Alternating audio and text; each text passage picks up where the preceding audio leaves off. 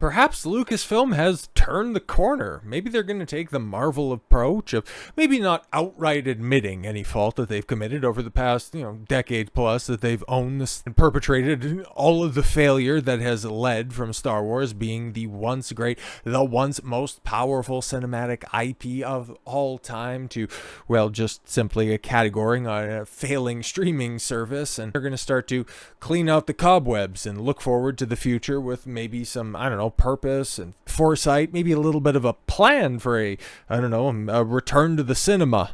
And ideas like this, the public cancellation of The Acolyte, quietly and earnestly getting rid of superfluous and previously announced projects that were never going to be good for the brand in general, because, Lucasfilm scraps Taika Waititi's Star Wars film and Leslie Headland is completely gone from the picture. Like, those are great things, and the fact that those are just simply rumors of purposeful leaks from the company might lead to the people that follow this stuff, because for normies that are out there, they probably had no idea that Taika Waititi was supposed to get a Star Wars film.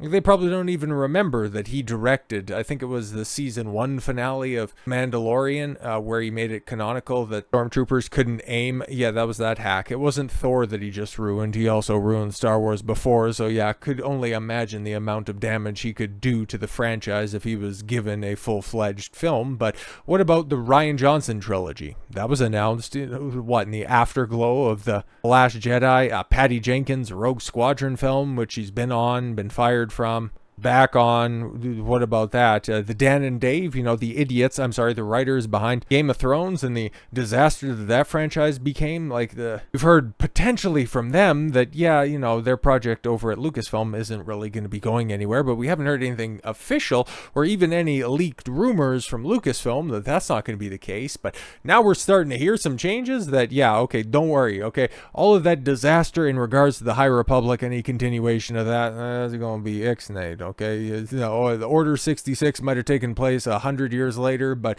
yeah, the Acolyte and the High Republic could definitely be a part of that. And Taika Waititi and his absolute dirt reputation when it comes to Disney franchises, because nobody would look forward to his return to Marvel, especially if it has anything to do with Thor. And Chris Hemsworth has kind of echoed that, especially how unfavorably he looks upon what happened to his character in Love and Thunder. And so we can understand the multi-directional pipeline that we normally see between Lucasfilm and Marvel. We have Pedro Pascal now being Reed Richards, Mr. Fantastic, and he's also Mandalorian in the Din Djarin, whatever his goofy ass name is, Jon Favreau, Oscar Isaacs, the list goes on and on. Constant crossover, but you can continue that with people that have a good reputation within your company, and you can also continue that with people that, haven't ruined one side of the equation, but perhaps that was the past. Now we're looking to a brighter, shinier future, maybe, potentially. A new rumor claims that Lucasfilm is permanently scrapping Taika Waititi's Star Wars film and that Leslie Headland is out of there. Oh no, this is really terrible. The rumor comes from Matt McGloin at Cosmic Book News, who reports, conversations I have had with insiders at recent Comic-Cons have informed me that Taika Waititi is definitely not doing his Star Wars film at Lucasfilm. He adds, I was also told by an insider that Leslie Headland is done at Lucasfilm. Well, you cost the company $180 million. You shut down their little passion project that was the High Republic. Why would you be asked to continue? But then again, this is Lucasfilm. That's Kathleen Kennedy, and Dave Filoni's not that much brighter. So it wasn't really out of the realm of possibility, to be honest.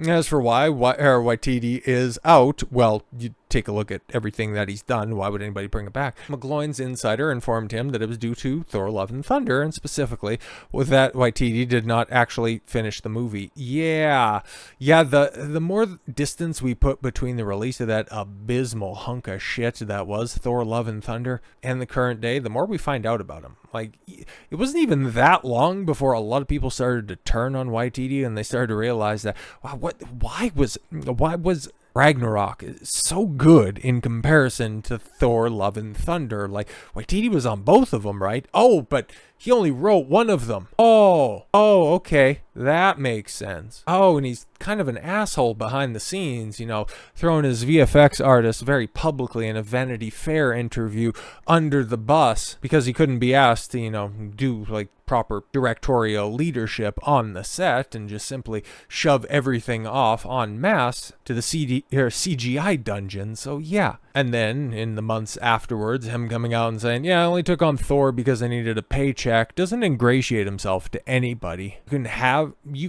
You can kind of have that laissez-faire attitude if you're good at your job, if you want to be perceived as this hired gun who's going to come and either fix or continue a franchise to the highest level of quality possible. But when you do what you did with Love and Thunder and everything that you've done in a post-Ragnarok world, yeah, you're not exactly going to be looked upon that fondly.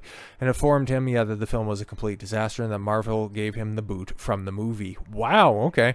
Furthermore, McGloin explained, I was also told that Waititi didn't finish the reshoots of the final cut of the movie. He speculates that Marvel finished the film themselves rather than bringing in a new director. McGloin then declared, my insiders have said, as a result, Waititi is out at Lucasfilm and not doing his Star Wars movie. But yeah, that was even a part of another interview where he said, yeah, it's like third priority. I got this other film that I'm working on, and I'm also finishing up whatever project he was working on at the time. And yeah, it'll happen, I think, maybe potentially. Don't know, not a high priority, though.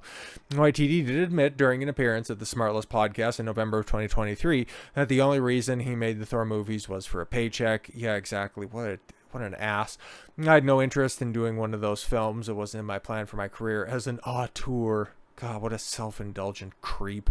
I was poor and I just had a second child and I thought, you know what, this would be a great opportunity to feed these kids. Oh my God, bro. So when they called me, do you want to do this? And Thor, let's face it, it's probably the least popular franchise, even though in the pantheon of Marvel, it's like the third best-selling individual hero in the entire franchise, but nobody knows who Thor is, right? Oh yeah, the comic I'd pick up and be like, ugh, and I did some research on it. I read one full comic, 18 pages or however long they are, and I was still baffled by this character. The character that is based on the Norse god. He's not very cool though. Holy shit. And I just thought, is there anything I could bring? It was a character, just like looking at Thor as a character. He's a billionaire who lives in space and he looks ridiculous.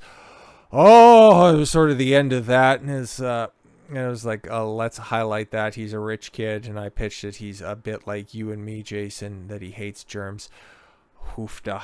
I want to die even reading more of this stuff.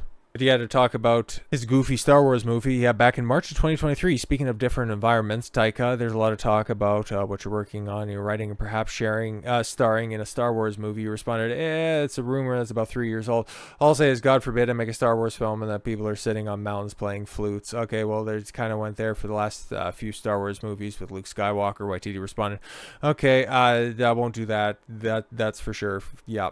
And then in May of 2023, Waititi told The Hollywood Reporter, I've got a really good idea for it. It's just as with all of the films, it's in the middle part, like what's gonna happen, and then look at all those films that are so great and you're like, well, I guess you can't meet the smuggler with an alien sidekick. For the most part, I would like to take a few holidays, go follow Rita around and not do any work because I'm an auteur and I just need to show up when I need to. But this is also the same asshole when he was working with Natalie Portman on the set of Thor Love and Thunder. Whenever he decided to show up, I tried to petition her to get into a Star Wars film.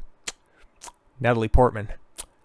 Taika's trying to sell her on being in Star Wars.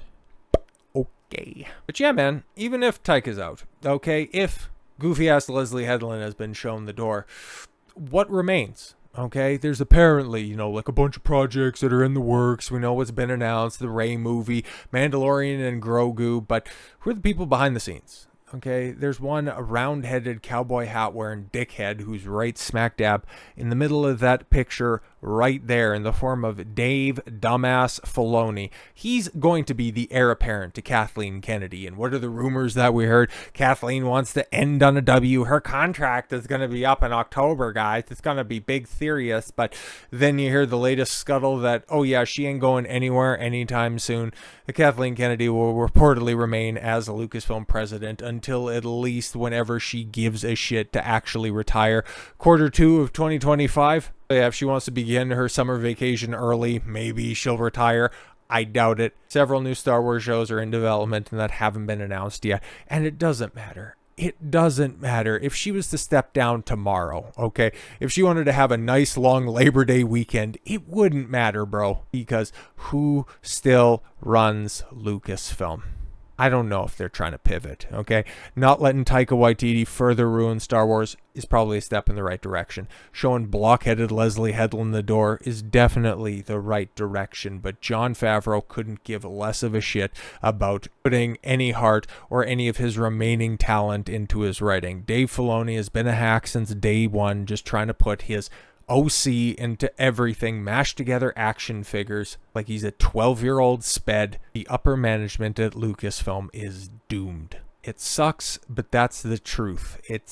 You might see something turn around over at Marvel. Perhaps if those rumors of the hundreds of activist producers getting purged from those hallways is true, you're still going to have to wade through the crap that is Agatha that's coming out at the end of this month, guys. Remember that. And then you got Ironheart that's in the chamber. You've got Captain Black Falcon America Man that's going to be coming out as well. You got the Thunderbolts before you can eventually potentially get to the good stuff in Fantastic Four with Robert Downey Jr. as a Doctor Doom making, 9 digits apparently. You see some speds say that, it just never cost that much. But here's the thing, okay? RDJ coming back to the Marvel Cinematic Universe, that's going to make bank, even if it's not very good. Even if the Russos have completely lost it, it's still going to make a lot of money, so that is money well spent. But you can't say anything in regards to Lucasfilm, even if they do throw around hundreds of millions of dollars. If they try to get George Lucas back to write a treatment for the sequel trilogy, it won't matter. The brand damage has already been done. Drag back Harrison Ford.